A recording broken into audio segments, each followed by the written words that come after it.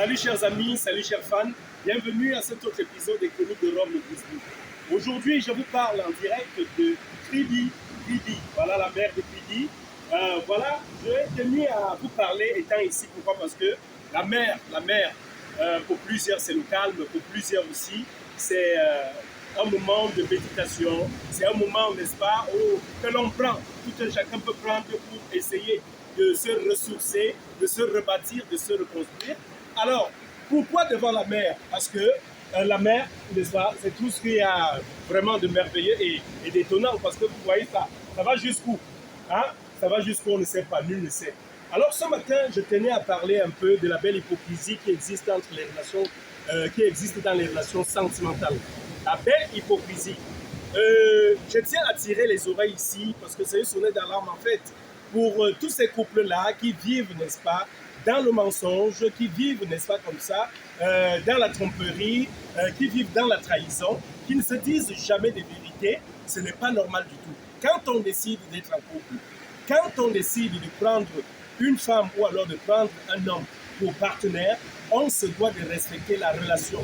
La relation, c'est un engagement. La relation, c'est un tout. La relation doit être loin de tout mensonge pour qu'elle réussisse. Une relation bâtie sur le mensonge, bâtie sur la tromperie, bâtie sur le manque de vérité, finira par s'ébranler. Alors, j'interpelle toutes ces personnes qui sont dans des relations aujourd'hui et qui sont fausses dans ces relations-là. Il est préférable d'être seul plutôt que d'être dans une relation envenimée. Ok? Alors, faites un effort de satisfaire vos partenaires, d'être vrai avec eux, d'être vous-même, de ne jamais tromper, de ne jamais se mentir. Et puis, à la fin, vous verrez que la vie vous réservera ce qu'il y a de plus beau. Je parle toujours du karma. Sachez une chose, si vous passez le temps dans une relation à tromper l'autre, à duper l'autre, tôt ou tard, le karma vous tombera dessus. Et ce n'est pas bon. Pour ceux qui ont déjà eu à vivre le karma, c'est la pire des choses que l'on puisse souhaiter à quelqu'un. Alors, aimez-vous, aimons-nous dans la sincérité, dans l'honnêteté, et puis même plus loin. Si on se rend compte qu'on est dans une relation qui ne nous apporte rien, ça veut dire où on ne se sent pas épanoui, on ne se sent pas à l'aise, quoi de plus beau que de dire à l'autre, tiens voilà, je ne peux pas t'aimer, je ne peux pas faire de toi l'homme de ma vie ou la femme de ma vie.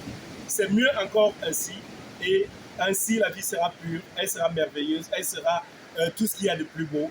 Moi, je suis à la mer et je dirais comme quelqu'un a chanté, rien de plus beau que de s'aimer. Alors, rien de plus beau que de s'aimer. Soyons vrais dans nos relations, évitons de faire du mal aux autres, sinon ce mal finira par nous retomber dessus.